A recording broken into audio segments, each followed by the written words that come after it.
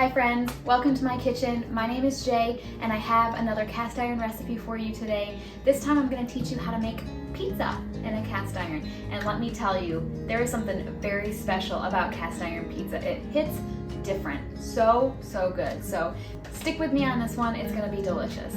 So two things.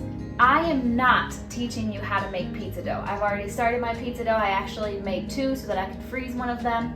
I will eventually make a video teaching you how to make pizza dough. I'm not going to do it in this video. However, I am going to teach you how to make the sauce completely from scratch, literally starting with whole tomatoes.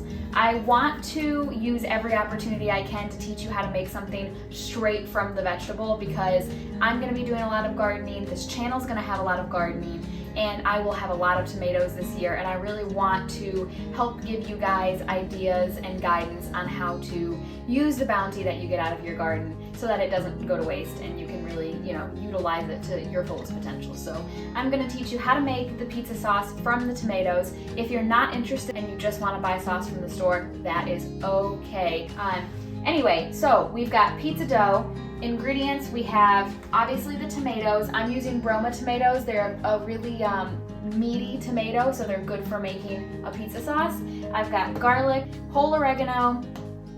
I've got two different kinds of cheeses, pepperoni, some onion that I've cut up, and then you're gonna need olive oil, and of course, a delicious buttery Chardonnay. Optional. All right, you don't need to use pepperoni. You could use sausage. You could put whatever you want on this pizza. Banana peppers, mushrooms, pineapple, whatever you want to put on it. But I'm just sticking with the classic cheese and pepperoni, classic red sauce. Now, in terms of making the sauce, the very first thing that we're going to do is I have a pot here. You could use a deep pan. I'm just going to use a pot because I don't feel like making a mess today. And you also want something with a lid. So I have my pot. I'm going to put in a couple tablespoons of olive oil, and I'm going to put my onion and my garlic in and let that saute for a few minutes. So let's go ahead and do that.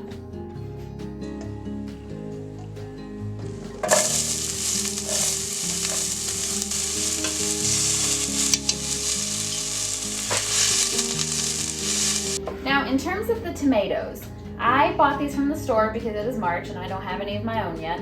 I always wash my produce from the grocery store that has a skin like this with soap and water. I don't know where this has been, and washing it with soap and water doesn't affect it. It's completely fine. I wouldn't do that with like raspberries, but something like this, a-okay. So what we want to do, I'm leaving the skin on. You don't have to, but I'm going to because we are going to blend all of this up at the end and it's not going to make a difference. So I always cut the tops off. And then the only thing you really want to do is get the seeds out. So I'm just going to cut it down the middle here and quarter it. And then it's really easy to just scoop them right out. Just doing it like that. Easy peasy, lemon squeezy. Don't even need to hold in the knife. And that's how I've been doing it for years. It's pretty easy. You do get your hands a little juicy, but there's worse things. It's pretty quick. And if there are a few seeds left in there, it's not the end of the world. This is just going on a pizza, But the seeds need to go because you don't want the sauce to be wet. You want like a pretty thick, hearty pizza sauce, and the seeds are very liquidy and are just gonna make your sauce super liquidy. This is really exciting for me because this was 5 tomatoes. And if I had grown these in the garden, this would be 5 tomatoes that I took right off the vine out of my garden that I'm going to use to put dinner on the table for my family. And that gets me so excited. And if you had to buy them from the store or you went to your farmer's market, that's okay. You're still making dinner for your family from scratch, and you should still pat yourself on the back. But the idea that I possibly could have grown these myself and used them to make dinner just makes me so excited. So anyway, the onions and the garlic are sauteing right now on the stove. I'm going to throw in the oregano. Also, I don't know when I was going over the ingredients with you if I mentioned basil. I've got basil over here. I'm gonna throw some, tear up some leaves and put that in there. These tomatoes that we have now seeded and cut up, we are gonna throw right into the pot.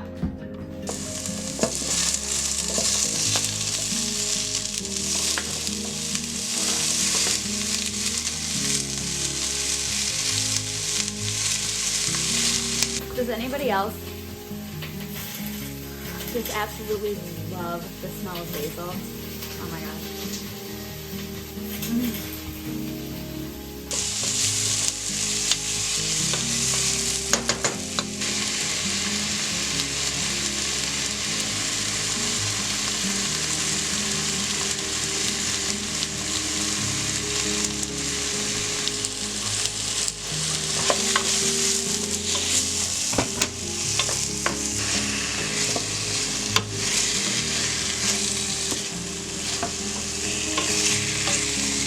Alright, and then you want to put the lid on your pot. You want to turn the heat down to low, and you want to let it simmer for about 30 minutes. While that's simmering, we can go ahead and address the dough and our cast iron skillet. Here I have my well-seasoned cast iron skillet, and even though it is well-seasoned, I still put probably a tablespoon of olive oil in here and just kind of rubbed it around with my fingers because I really don't want this to stick. So, you know, do with that what you will. If you want to spray it, if you want to put a little oil in there, whatever you think. Just try and do your best to have this not stick. So, let's see. So fun. You want to put your dough in here, and you want to try and spread it out. Up the sides. Okay, so I've got that spread around in there. I'm going to cover it with a clean hand towel and let it sit for a little bit.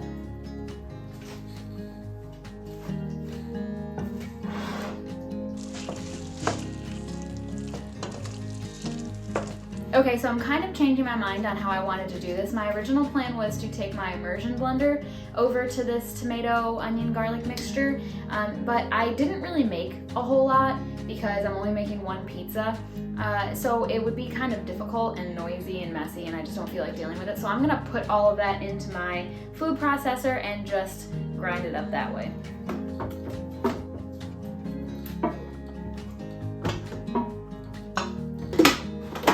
Now make sure when you're working with things that are hot in your food processor, you take the little insert out because this has to be able to vent.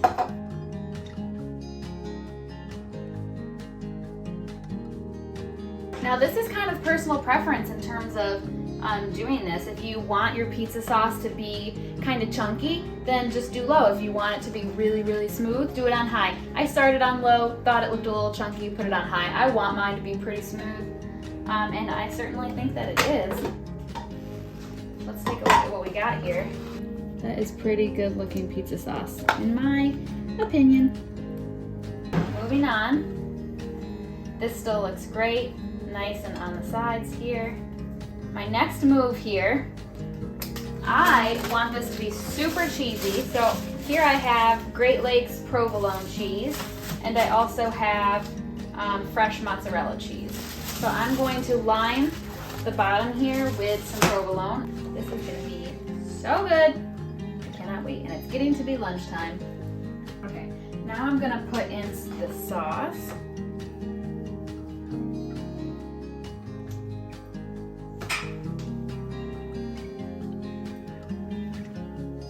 Next, I want to slice up some of this fresh mozzarella to put on top. And again, you can put whatever cheese you want on this. You can put whatever meat you want on this. You can put whatever seasonings you want in the sauce.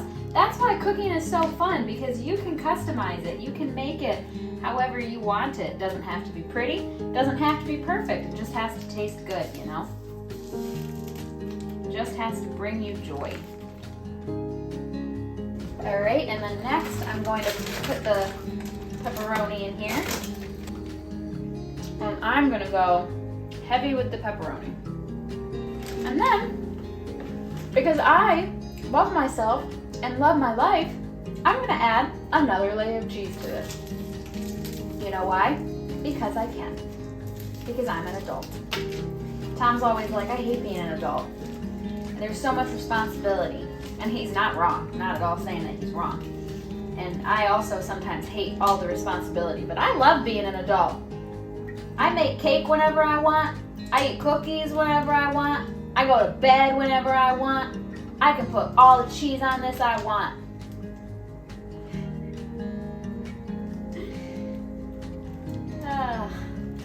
And you know what? Since I've committed this far, I'm just gonna put the whole thing up. Apparently I'm using that entire thing of fresh mozzarella is going on this pizza. I earned it, okay? I earned it. I've worked hard this week. It's Tuesday. Okay, next, you want to drizzle it with olive oil. I have a giant thing of olive oil and I don't trust myself with it. I'll dump it all over this dang pizza, so. Around the crust. Over top of the whole thing. And this is what we have ended up with. I'm gonna go ahead and pop this in my preheated oven for 25 to 30 minutes.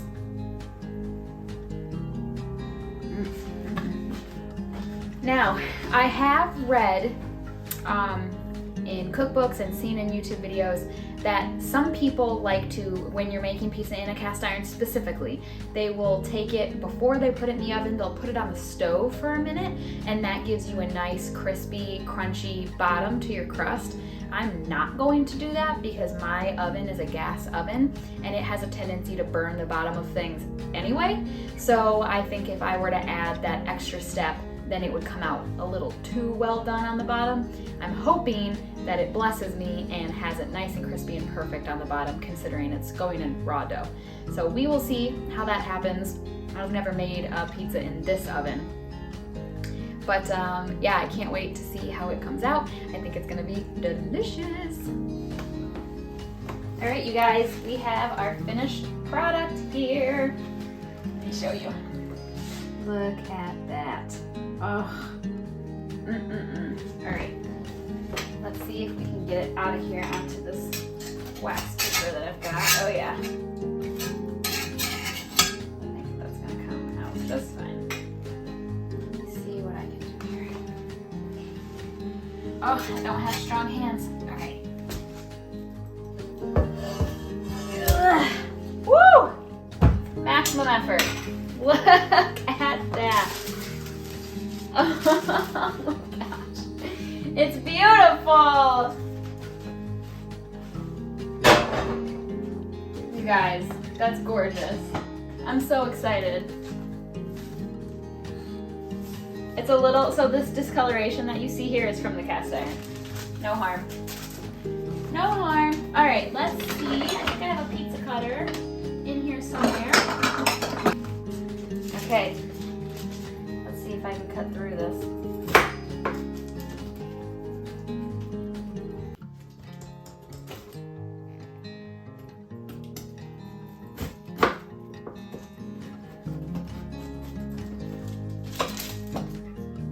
Let's see what we got.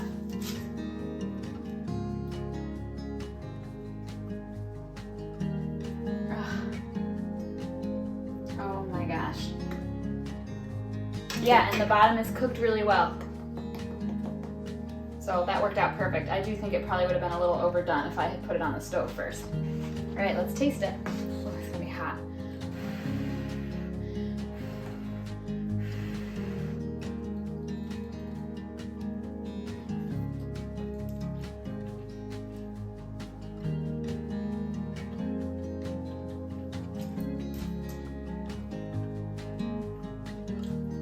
That is so good. And I'll tell you what, making it homemade, following this recipe, I didn't sacrifice any of that true pizza flavor. Like, it tastes like a pizza.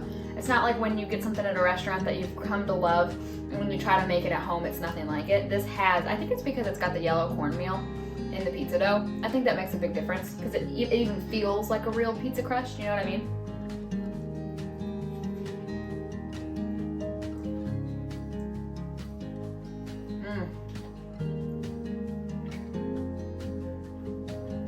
And it's so cheesy, which I love cheese. I should have probably taken a picture of like the whole thing before I cut it, but oh well. I hope that you guys liked this recipe, and I really, really hope that you give it a try because this turned out really tasty, and this would feed, you know, well, I want to say your whole family. It depends. If you've got 3 teenage boys in the house, this is probably not going to be enough. It's certainly going to be enough for me and Tom. So, you know, if you need to make a second one, or if you've got some people in your house that like it one way and some that like it another, you could always make 2 of these and put different toppings on them. And the fun thing about pizzas is that they're so customizable. You can put whatever you want on them. So yeah, there you go. Homemade pizza in your cast iron skillet. And I hope that you loved it. If you liked this video and you want to see more content like this, please subscribe to my channel and click the bell so you'll be notified of my future videos. Thanks so much for hanging out with me today, you guys, and I hope you have a great day. Bye.